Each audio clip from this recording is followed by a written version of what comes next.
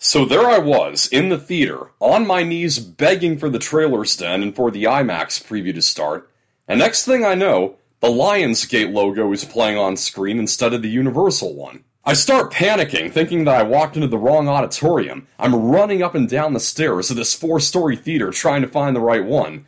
Until, fortunately, I run into an employee that I talked to about the preview at Doorstand, and he informs me that they accidentally turned on the wrong movie, and he tells me that they're working on starting the correct one at the beginning of the special preview.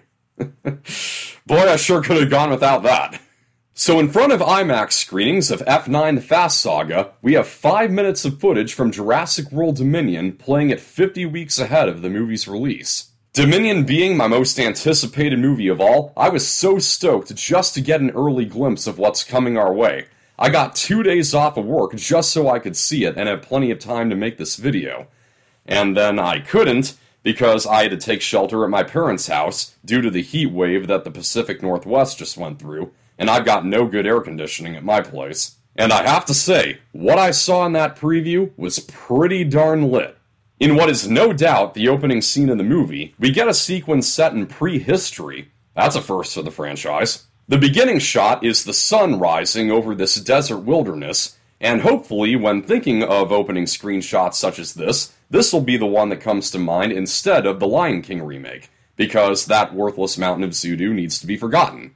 And unlike that movie, what we see from then on is actual footage, filmed of the isolated island of Socotra. Our first look at a dinosaur is when these prehistoric birds or insects, I can't remember which exactly, perch on what at first appear to be tree trunks, but then they start moving, and they're revealed to be the legs of a Dreadnoughtus, now officially the biggest dinosaur in the whole series. We see numerous short scenes of dinosaurs doing dinosaurish things. We see some ankylosaurs, nesting pteranodons, and a migrating herd of Nasutoceratops. Plus, we get a look at some more new species like Iguanodon, Quetzalcoatlus, and an oviraptor eating an egg, which I did find a little puzzling because it was originally believed that oviraptors stole and feasted on eggs, hence the name, but further discovery has suggested otherwise while the name just stuck. I honestly don't mind, but it was a little surprising that this was the version of the creature they went with.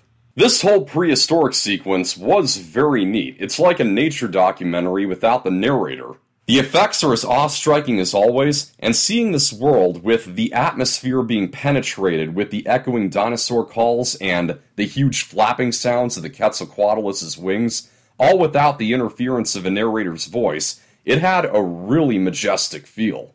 Now, I've made it clear in other videos that I've been skeptical of the notion of this movie featuring feathered dinosaurs, a concept often illustrated to link dinosaurs to birds. As a young Earth creationist, I am willing to suspend my disbelief with movies that have a mythos or worldview that contradicts the Bible, so I can accept the evolution theory in the series. Even though a young Earth would, ironically, make more sense in the context of Jurassic Park, as the DNA couldn't really survive millions of years of fossilization, but I digress. My biggest concern with feathered dinosaurs in this movie was that they would look like many illustrations I've seen, which are like these puffy fuzzballs that don't look like dinosaurs, but rather like, well, 6-foot turkeys. Well, now we know there are feathered dinosaurs in this movie, like the oviraptor and the Moros intrepidus, and I gotta say, they don't look bad. I was still able to make out their body shape, and despite the avian-like posture of the oviraptor, it was still easily distinguishable as a dinosaur. So, there's another one of my worries with this movie put to rest. As for the Giganotosaurus, something about the design of that dinosaur looked a little off. I'm not a purist when it comes to precision in creature designs in Jurassic Park. I liked the Baryonyx design. But the spine and the crest above the Giga's eyes seemed exaggerated. At first glance, I would have guessed that it was an Acrocanthosaurus. Though I will take that over the Giganotosaurus in 2008's Journey to the Center of the Earth, which was basically just a T-Rex with 3 claws on each hand. Not to mention a 5 out of 10 effect. After staring each other down for a moment, the Giganotosaurus fights a T-Rex and wins by grabbing it by the neck and dragging it off a small ledge. This has already sparked some fury among fans of Rexy, but I don't feel that way because I know it just means that Biosyn's Giga is going to have its tail handed to it by Robert in the end, and she will establish herself as the king of the Neo-Jurassic Age. As well as the queen. She's part African frog, so she's both. Just that awesome she is. So as the T-Rex falls, a mosquito lands on its snout and draws blood, and this is when we know that this is the very T-Rex that Roberto is cloned from. Since Dominion is going to be the closing chapter of every story preceding it, I think this is a great way to begin the movie, presenting us with the very moment that the 65 million years worth of making this adventure began. That being said, there is one small concern I have that has risen from this. Now, this is not a criticism against the movie as of yet, but as great of an opening as this is, it's probably not something that's super vital to the story. So I just hope that crucial character scenes aren't being sacrificed in favor of it. What I do hope is that it's a sign that this will be the longest film in the series. I believe that it should be 2 hours and 20 minutes at least. Some of you have said that you want it to be 3 full hours, which I didn't see happening even before now. And sorry to break it to you, but Colin Trevorrow has now stated that it won't exceed 2.5. Nevertheless, it should be the longest, and I think 2 hours and 20 minutes would do it. If it's announced to be less than 2:10, I'll be a little worried.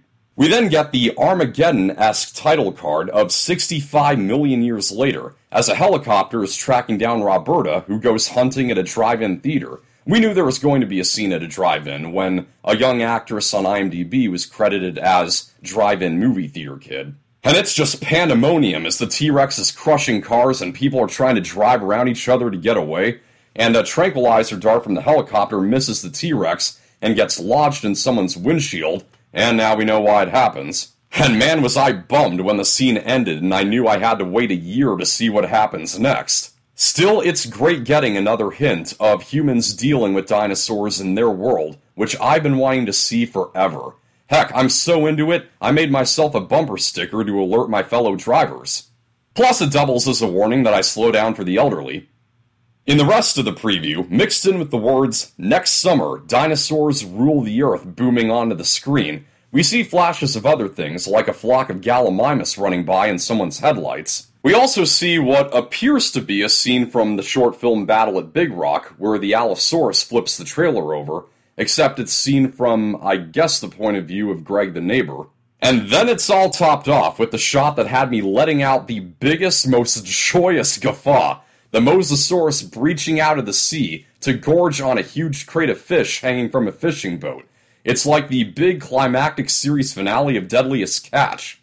So the few minutes I saw of this movie were pretty awesome, and I can say with the utmost confidence that the best is yet to come.